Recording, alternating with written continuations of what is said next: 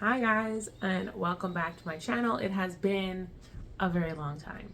As you can see, I look a lot different. I have about 20 pounds on me and my hair is darker and I took my extensions out. This is my natural hair now. I actually just chopped like that much off it in the last month I've been like slowly like chopping it and whatnot. So this is all naturally me now.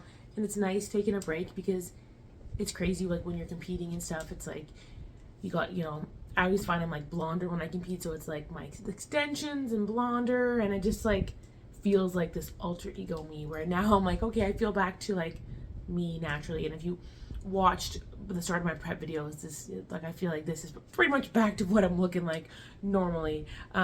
Do I miss diet phase? Like, yes and no. Sometimes I like feel like more snatched when I have my diet phase, but I feel like now I have some fat back on it and I don't feel as like gaunt. And I find like when I'm leaner, I get like the smile lines, and I just find you can notice my age a little bit more. And when I'm a little bit heavier, I'm like, oh, I don't look 34, do I?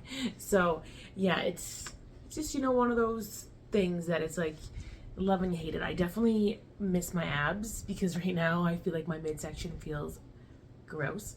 And I just find that's where I usually put on weight, is in my arms. My arms, like I still have, I don't know, I have a little bit of like shoulder and my biceps still there, but I do have some fat on top of those arms.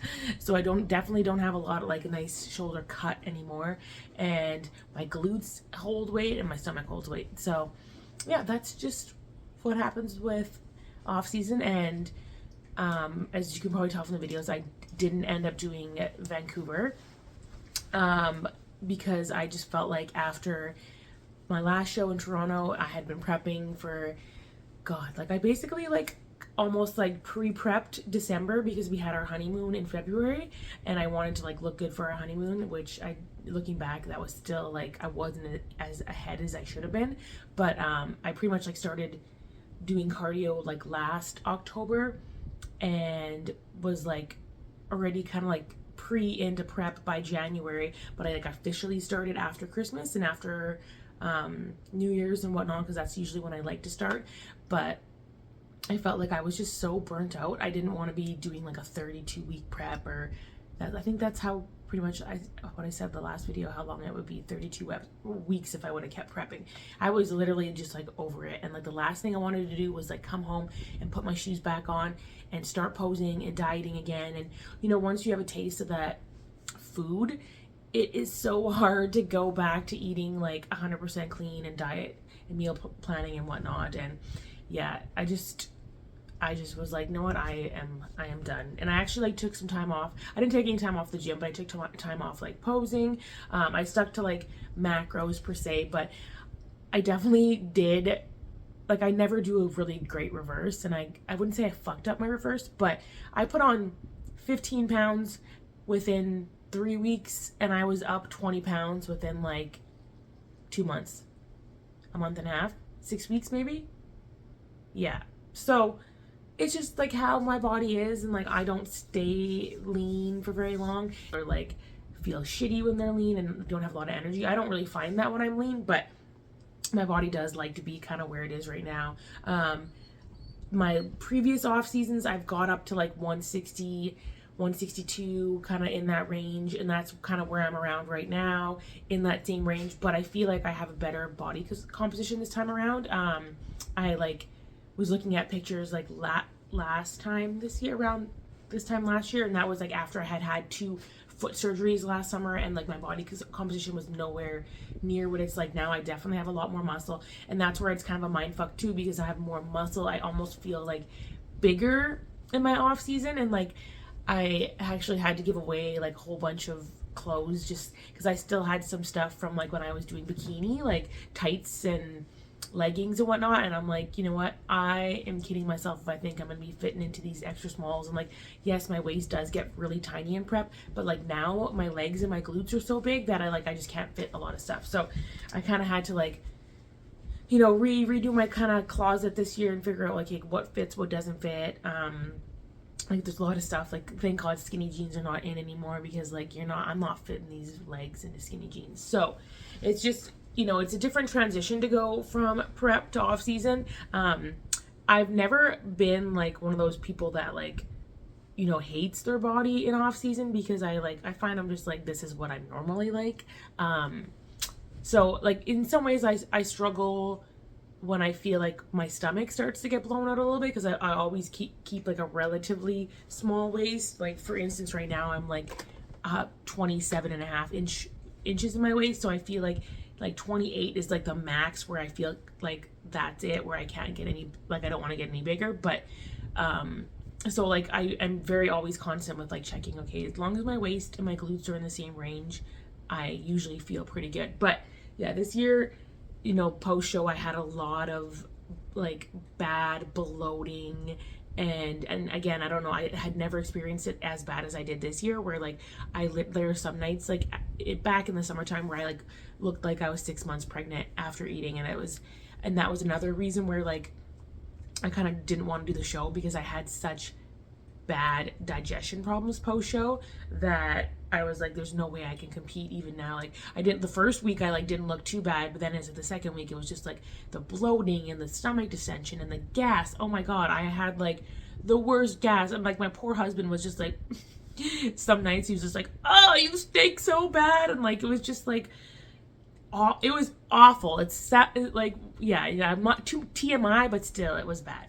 So there was a few things where I'm like, hey, I just want to get my body back into a healthy state, and I knew I needed to get my calories up, because I never even got them up last year. Like I came into prep, I maybe was eating like 2,100 at the max last year. I don't even think I was eating that much, because I swear, like, because after having those foot surgeries, it's like I couldn't get my calories up too much, because I wasn't doing a lot then, and I wasn't training as much. And then I felt like, again, I kind of started like pre-dieting for our honeymoon, like the end, like this time last year, like October last year. So I didn't get my calories up as much as I could. So I knew like this year, I'm like, I want to get my calories up. Like my goal is like 2,400. Right now I'm in like a recomp phase right now. So I'm eating about like, I'm trying to hit 2,100 calories and like 180 grams protein. So I'm still keeping my protein pretty high. I never push my carbs really high. Like 200 is kind of like my max for my carbs. And I like to keep my fats around 65, 70 in the off season. So that's just what works out good for me. But I just knew that I'm like, okay, I definitely need to get my food up before I can start a prep again. So that kind of brings me back to like, what are my plans for next year? Like, what am I doing? And it's been one of those things that like I have hummed and hawed about this for a couple years now, whether it's like my husband and I want to start a family, and I keep putting it off keep putting off having kids for competing. So this time we're like, okay, like, next year are we gonna have a kid? Like, what's gonna happen? And we have tried before previously, and it just like never happened. So that's where like the last prep I was like, okay, like if it didn't happen this year, like 2024, I might as well do one more show. And then like, so it's that cycle where I'm like, oh, maybe I'll do one more show. And like I said, I'm getting up there. Like by the time I have a kid at this rate, I'll be like a geriatric pregnancy. So it's one of those things that I'm like, I don't know if I can keep putting it off.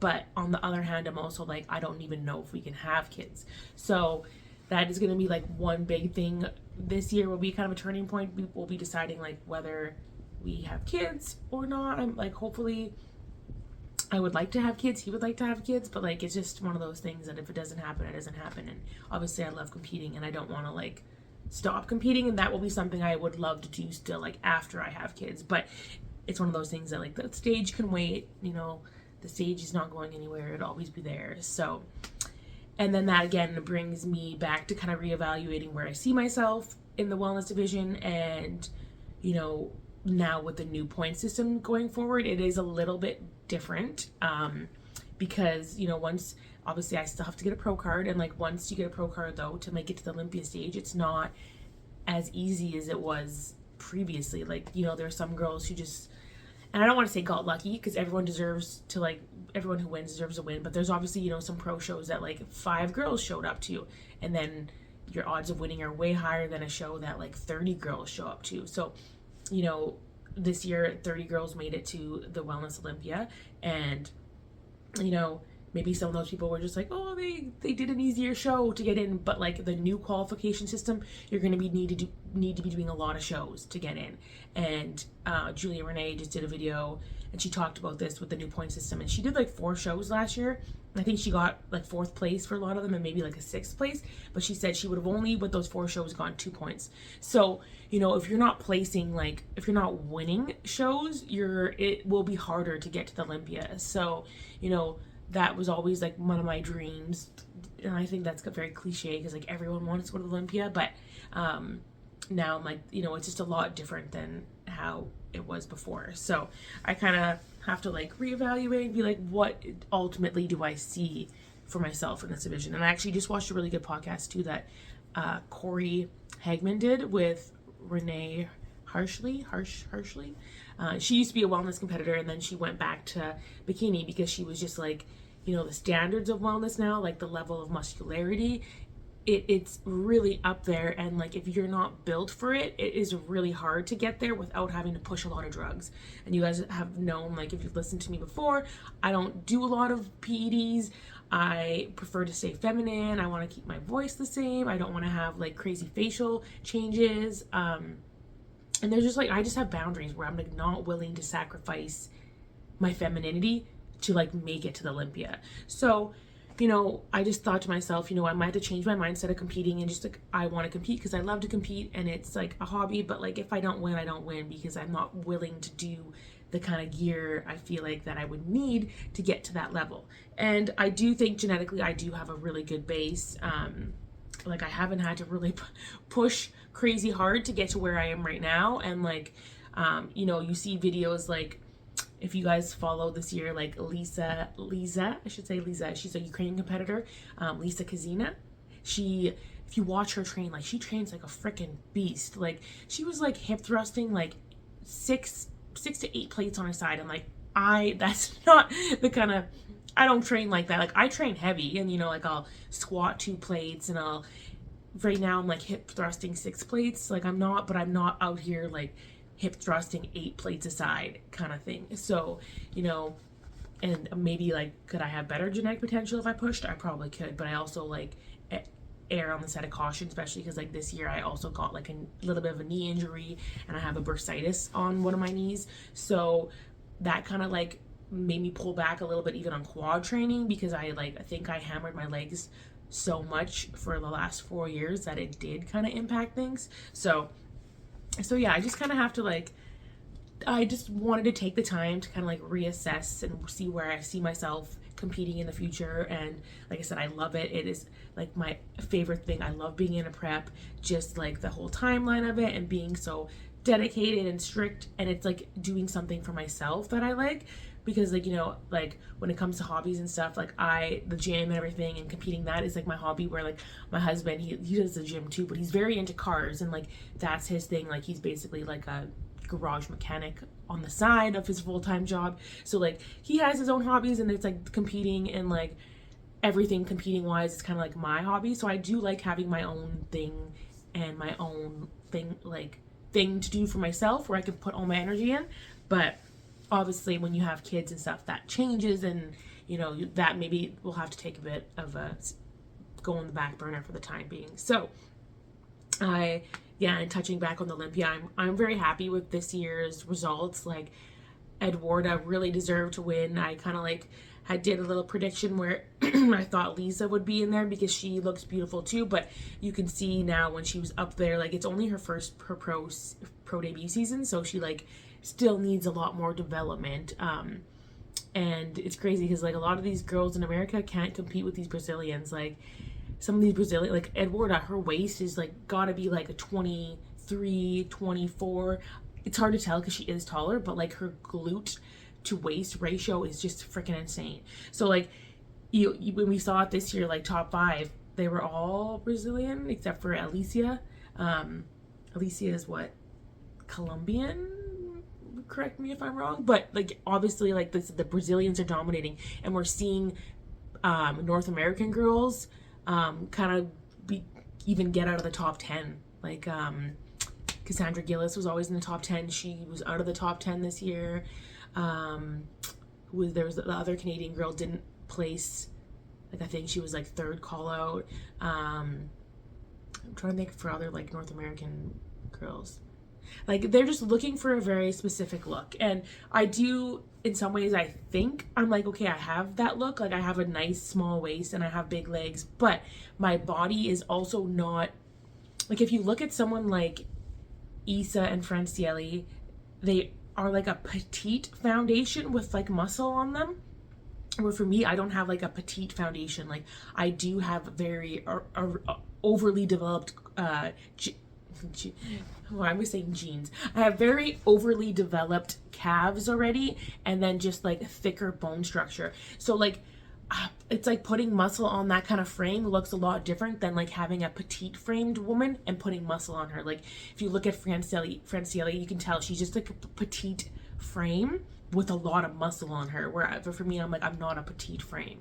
I'm just like already like a thicker frame all around. So it's just like, maybe, and that's why maybe too I lucked out genetic wise with like the amount of muscle I have. It still looks bigger too, kind of thing, because I already had like wider, you know, my wrists, like my bone structure, my clavicles, like that's all different. So, you know, it's gonna look different where like a lot of these Brazilian women are petite with muscle. Sorry, my dog just thought he heard an intruder. Typical German Shepherd. Go on. But yeah, so, you know, like I said, it will always be there where I'll be like striving for that shape and, you know, that look with, you know, the smallest waist possible and the biggest glutes and legs possible. But I am realistic that it's going to take me a while to get there, especially, like I said, not hammering PEDs and stuff. So yeah, that's, I feel like, pretty much what I wanted to recap on. Oh, and I'll touch on the judges' feedback. So yeah, my feedback was, I got feedback from 4 judges, I think, and pretty much all of them, because at that point I thought I was doing Vancouver, told me to just bring in the conditioning. Some said I need more upper glute development. Some said I need more glute density in my in my tie-in area, and I knew that. But like also I wasn't lean enough to see exactly how much density I actually have.